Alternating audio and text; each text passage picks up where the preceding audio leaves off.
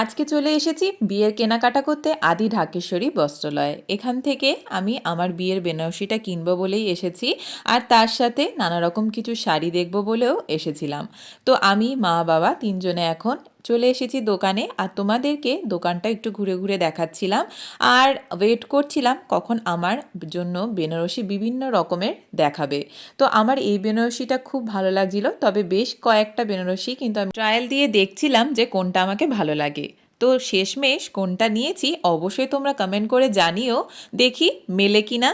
তারপরে আমি চলে এসেছিলাম আরও বেশ কিছু শাড়ি দেখতে। আমার বহু দিনের ইচ্ছে ছিল একটা পিওর ইক্কাত নেব, তো সেটার জন্যে বিভিন্ন রকমের কালার অপশান দেখছিলাম। আমার সব থেকে পছন্দ হয়েছে ইয়েলো রঙের সাথে পার্পেল কালারের কম্বিনেশনের একটা ইক্কত, যেটা আমি নিয়েছি। তারপরে চলে এসেছিলাম লেহেঙ্গা সেকশানে, কিছু লেহেঙ্গা দেখব বলে।